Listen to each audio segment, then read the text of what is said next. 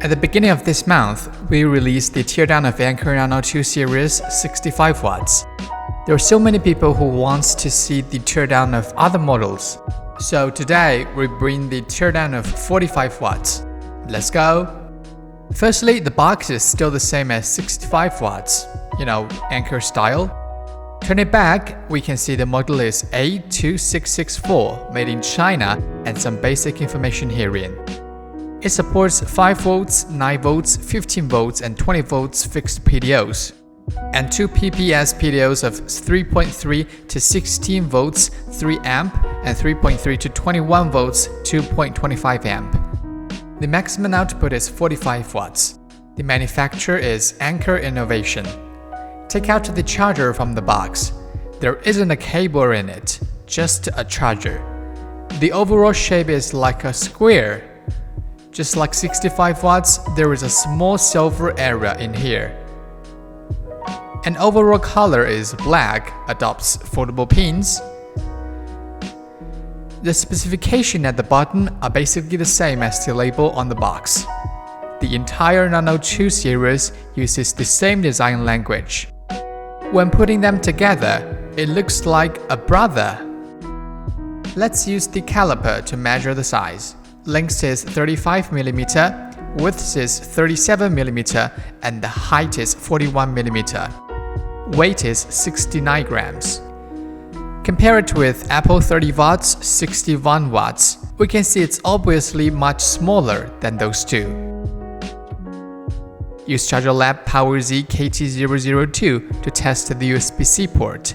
It supports Apple 2.4a, Samsung 5 volts 2 amp, DCP, QC2, QC3, PD3, PPS fast charging protocol. In addition, there are 4 fixed and 2 PPS PDOs, same as the specification on the box. Okay, next step is, obviously, the teardown. With the previous teardown experience of 65 watts, we can still use the previous method. Use our spudger and sledgehammer to work together. Pry it.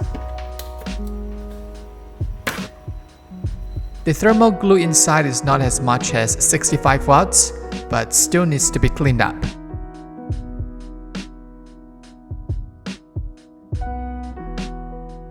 Firstly, pull it out with pliers. Remove the 4 screws and AC foldable pins.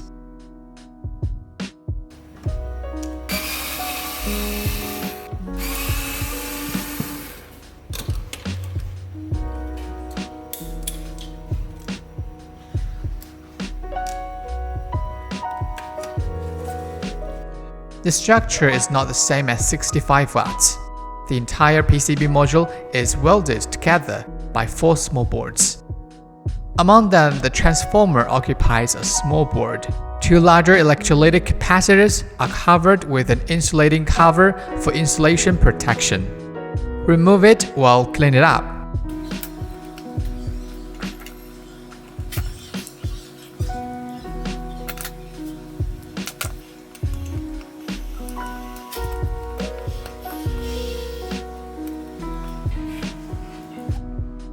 Now we have split 4 small boards. The first is the small input board. There is an SMD rectifier bridge, which can reduce the thickness. Because the components on the other side have just been removed, so it's empty right now. Let's look at the components directly. This fuse is also protected by a heat shrink tube. 2 electrolytic capacitors for high voltage filter are behind it. The second one is the small connecting board. This side is the master control chip of power integration. Model is INN3379C, which adopts PowerE GaN technology. It also integrates built-in PWM controller, GaN power tube, synchronous rectifier controller, etc. On the back is a Y capacitor. The other side of this area is the master control chip. This area adopts exposed copper to help the master control chip to dissipate heat. Only one transformer is connected to the other connecting board.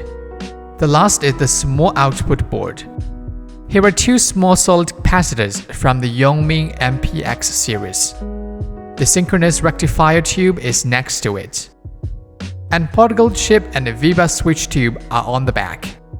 The particle chip adopts well-trained WT6636F, which has PD3 certification and supports PPS fast charging.